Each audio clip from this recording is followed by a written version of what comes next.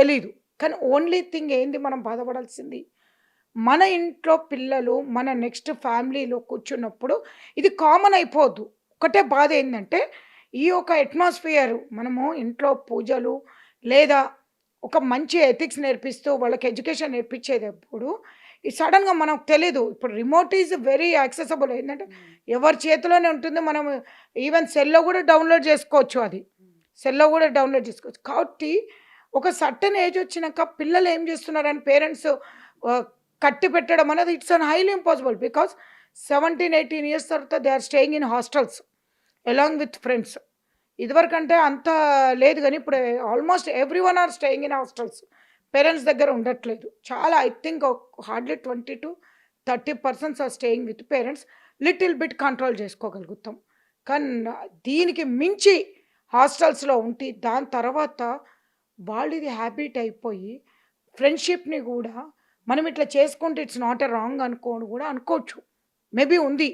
ఇంత యాక్టివిటీస్‌లోకి పోయినంక వీళ్ళకి మ్యారేజ్ అనేది ఇట్స్ నాట్ ఎట్ ఆల్ అంటే ఒక దానికున్న పవర్ అనేది మ్యారేజ్‌కి మ్యారేజ్ ఏంటి? ఎందుకు చేసుకుంటాం మనము? ఒక బాండింగ్ అనేది ఉండాలి. ఒకరి మీద ఒకటి ఎఫెక్షన్ ఉండాలి. ఒక కుక్కల్లాగా చేసుకొని తర్వాత పెళ్ళిళ్ళనేది చేసుకోలేరు కదా! ఒక పిల్లల్ని కానీ వాళ్ళకొక నెక్స్ట్ ఎథిక్స్ అనేది నేర్చుకుంటూ పోవడం. కానీ ఇట్లాంటివి జరిగిన తర్వాత మ్యారేజ్ అనేదే లేదు ఇంకా. డిజాల్వ్ అయిపోయినట్టు. ఎందుకంటే ఆల్రెడీ లివ్ ఇన్ వచ్చేసినాయి. Already everything related to adultery గూడా సెక్షన్ తీసేశారు. తీసేసిన తర్వాత ఇవన్నీ కామన్‌తో పాటు ఎప్పుడైతే సెన్సార్ దీనికి లేదు. కానీ దీనికంటూ కొన్ని బైలాస్ పెట్టారు. ఎఫ్ఐఆర్ అయినంత మాత్రాన దిస్ గై మారుతాడని నేను అనుకోవట్లేదు. 100% వాళ్ళ రిలీజియన్ నుంచి అతన్ని బ్యాన్ చేయాలి. సో మ్యామ్ అంటే ఇప్పుడు ఈ ఓటీటీస్‌కి అసలు రూల్స్ అనేవి ఏ విధంగా ఉంటాయండి? ఇప్పుడు మనకి ఏ మూవీ అయినా ఉంటే సెన్సార్ వాళ్ళు ఇస్తారు. ఇది అడల్టరీయా లేకపోతే చిన్న పిల్లలతో చూడొచ్చా అని. అలానే ఇప్పుడు ఈ ఓటీటీలో వచ్చే షోస్‌కి ఇలాంటివి ఉంటాయా? ఒకవేళ ఉన్నప్పటికీ కూడా ఇలాంటి షోస్‌ని ఎందుకు ఎంకరేజ్ చేస్తున్నారు? ఇలాంటి షోస్‌ని పబ్లిక్ ఫస్ట్ ఓపెన్ చేసి చూసినాకనే అది వల్గారిటీ అని తెలుస్తుంది. First point. అంతలోపుడే వాళ్ళకి రావాల్సిన వ్యూవర్స్ వచ్చేస్తుంది. వాళ్ళకి సబ్‌స్క్రైబర్స్ కొంతమంది 100లో ఒక 50 మెంబర్స్ సబ్‌స్క్రైబర్స్ వెళ్ళిపోతారు. అంటే మనీ. ఓన్లీ దీంట్లో నేర్చుకోవాల్సింది ఏం లేదండి. పబ్లిక్‌కొచ్చేది ఏం లేదు. ఎవరైతే షో కండక్ట్ చేస్తున్నారో వాళ్ళకి మనీ వస్తుంది ఫస్ట్ పాయింట్. నెక్స్ట్ వచ్చి ఇప్పుడు కొత్తగా సుప్రీం కోర్ట్‌లో just I think last week one petition file చేశారు. ఈ ఓటీటీ మీద కొన్ని రూల్స్ అండ్ రెగ్యులేషన్స్ ఉండాలని చెప్పి సుప్రీం కోర్ట్‌లో ఫైల్ చేయడం జరిగింది. త్రూ అడ్వకేట్స్ ద్వారానే ఫైల్ చేయడం జరిగింది. కానీ ఎంతవరకు మనకు టెక్నికల్‌గా దీన్ని ఆపగలుగుతాం టెక్నికల్‌గా. ఎందుకంటే ఒక్కసారి మనకి సెల్‌లో కానీ ఉ సోషల్ మీడియాలోకొచ్చినాక దీన్ని స్టాప్ జేయడం అనేది టెక్నాలజీగా అంత వర్కౌట్ కాదు. కాదు. కాబట్టి దీన్ని ముందు స్టార్టింగ్‌లోనే మనం దీన్ని తుంచేయాలి. ఎప్పుడైతే ఎవరైతే ఇట్లాంటి షోస్ చేస్తున్నారో వీళ్ళకి నాన్ బెయిలబుల్ కిందకి తీసుకెళ్ళాలని కోరుకుంటున్నాం. ఎందుకంటే ఇట్స్ బెయిలబుల్ కిందకి తీసుకొని వెళ్ళిపోయేసి సెక్షన్స్ ఉన్నాయి. నార్మల్ ఇప్పుడు చిన్న పిల్లలది చేస్తే 76 కింద, 76 కింద సెక్షన్ ఐటీ యాక్ట్ కింద చేయడం జరుగుతుంది. కానీ దీంట్లో ఉన్నదేంటంటే మహా అంటే fine or 7 years imprisonment or 5 years imprisonment. Not more than that.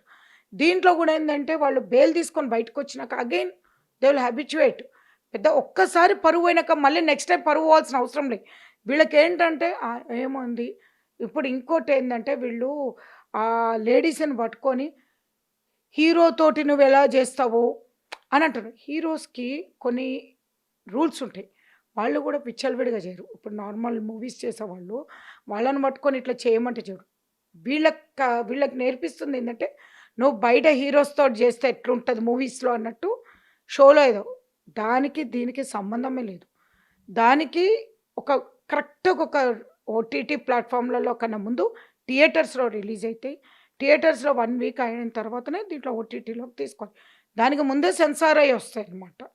ఈ లేడీస్ అనేవాళ్ళు వాంటెడ్‌లీ క్లోత్స్ ఏసుకొని కూర్చునే టైప్ గూడా ఈవెన్ జెంట్స్ పట్టుకొని ఏదైనా చేసేటట్టున్నారంటే ఇట్స్ నథింగ్ బట్ ప్రాస్టిట్యూషన్ ఏదైతే ఉందో ఓపెన్‌గా పబ్లిక్‌లోకి తీసుకొస్తాను. నేను ప్రాస్టిట్యూటర్స్‌ని అనట్లే.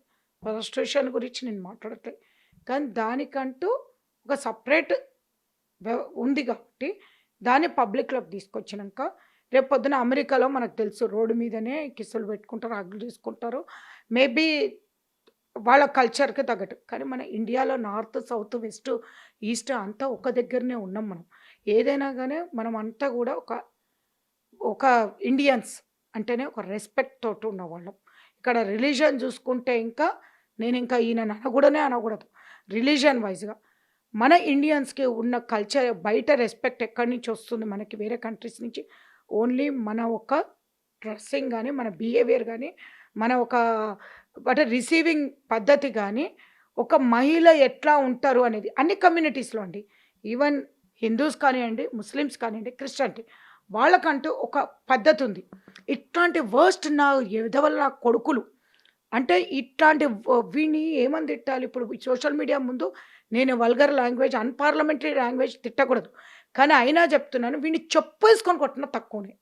నేనంటే నా చెప్పుకు గూడా వాల్యూ పోతది. అంటే ఇంక మీరు అర్థం చేసుకోండి. చెప్పుకు గూడా వాల్యూ పోతదంటే చెప్పు కన్నా వీడు ఇంకా దారుణమైన మనిషి. ఏమంటే మహిళలతోటి అక్కడ ఒక్కొక్కరు అసలు ఇట్లాంటి ప్లాట్‌ఫార్మ్స్ ఎప్పుడు ఎంకరేజ్ అయితాయండి? లేడీస్ ఒప్పుకుంటే ఎంకరేజ్ అయితాయి. వన్స్ లేడీస్ ఒప్పుకోకపోతే ఎవడు చేస్తాడు? అంటే ఇప్పుడు అందులో పార్టిసిపేట్ చేస్తున్న లేడీస్ గూడా కేవలం వాళ్ళు ఫేమస్ అవ్వడం కోసం, మనీ కోసమే ఇలాంటివన్నీ చేస్తున్నారనుకోవచ్చా? Both. Famous as well as money.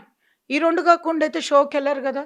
అంటున్నా ఏంటంటే ఒకటి షో కావాలి, నేను ఫేమస్ కావాలి అంటే ఇంకా ఎన్నో విధాలున్నాయండి.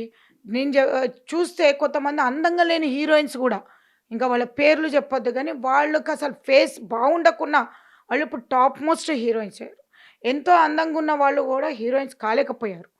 ఇంకోటి కొంతమంది డాన్స్ రాకున్నా మంచి మంచి ఫేమస్ ఇదయ్యారు. అంటే నీ దగ్గర ఒక స్కిల్ అనేది ఉందనుకోండి. స్కిల్ మంచి ఒక చేయడానికి నీ దగ్గర ఒక స్కిల్ మంచి యాక్టివ్ లాగా ఉన్నామనుకోండి. యాక్ట్రెస్‌కి గావాల్సింది ఏంటండి? మంచి ఒక ఫేస్‌లో ఉన్న భావాలు ఎదుటి మనిషికి అర్థం గావాలి. ఇప్పుడు లవ్ చేస్తున్నావా? లేకపోతే ఏడుస్తున్నావా? లేకపోతే నీకు ఆ మూమెంట్ ఫైట్ చేస్తున్నావా? అంటే ఫేస్‌లో ఉన్న రీడింగ్ బట్టే మనకు తెలుసు. కానీ నువ్వు బట్టలిప్పినవా? లేకపోతే నువ్వు వాడితోటి ఎట్లున్నావని. ఇదివరకు చూస్తే ఇంకా సెక్స్ అనే వర్డ్ మాట్లాడడానికి గూడా ఆ వర్డ్ మాట్లాడడానికి గూడా మనము అమ్మ ఈ వర్డ్ మాట్లాడదు. కానీ ఇప్పుడు కామన్ అయిపోయింది ఇప్పుడు. దాంట్లో ఏముంది ఎడ్యుకేషన్ పరంగా అందరికి తెలవాలని చెప్పి. ఇట్లాంటివి చూసినాక రేపులెందుకు జరగవండి? రేప్స్ ఎందుకు జరగవు? డెఫినెట్‌గా అయితాయి. ఇట్లాంటివి చేసినప్పుడు. ఒక 2 మినిట్స్ చూడగానే 100% మైండ్ అనేది ఎట్లుంటదంటే, ఇంకా చూడాలి అనేది పోతుంది. మనము ఏమి ఋషులం గాదు. ఋషులం గాదు. మనం ఇట్లుండాలి అంటే ఇంకా మేము అట్లనే సేజ్‌లాగా ఉండేసి, మేము పద్ధతిగా ఉండాలి అనుకునేటట్టు కాదు ఇప్పుడున్న జనరేషన్. ఉన్నవాళ్ళేంటంటే ఆల్రెడీ మనం చూస్తున్నాం. డ్రగ్స్‌కి అడిక్ట్ అయ్యున్నారు. లేడీస్ గూడా డ్రగ్స్‌కి ఎంత అడిక్ట్ అయినరో మనం ఎంతమందిని చూస్తున్నాం. ఇట్లాంటి వీడియోస్ గూడా వచ్చి డ్రగ్స్ దీనికి తోడైనప్పుడు పబ్లిక్‌లోకి వీళ్ళు బయటకొచ్చినప్పుడు ఎంత ఘోరమైన ప్రమాదాలు మనం చూడబోతున్నాం రాను రాను. ఇది ఆపాలి అంటే ప్రభుత్వం చేతిలో ఉంది. 100% ప్రభుత్వం చేతిలో ఉంది. ఇమ్మీడియేట్‌లీ సెంట్రల్ గవర్నమెంట్ దీని మీద యాక్షన్ తీసుకోవాలి. సెంట్రల్ గవర్నమెంట్ నుంచి దీని మీద యాక్షన్ తీసుకొని ఎందుకంటే ఇప్పుడు సెన్సార్ బోర్డ్ మెంబర్స్ ఉన్నారు. సెంట్రల్ సెన్సార్ బోర్డ్ మెంబర్స్ ఉన్నారు. స్టేట్ సెన్సార్ బోర్డ్ మెంబర్స్ ఉన్నారు. స్టేట్‌లో ఉండాల్సిన సెన్సార్ బోర్డ్ మెంబర్స్ ఎవరున్నారో దీని మీద కూర్చొని డిస్కస్ చేసి కమ్యూనిటీకి ఉన్న గైడ్‌లైన్స్ ఏంటి? బైలాస్ ఏంటి? అనే దాని మీద చూసి ఇమ్మీడియేట్‌లీ యాక్షన్ తీసుకోకపోతే ఇవాళ నాకేం సంబంధం అనుకోవచ్చు. రేపొద్దున నీటి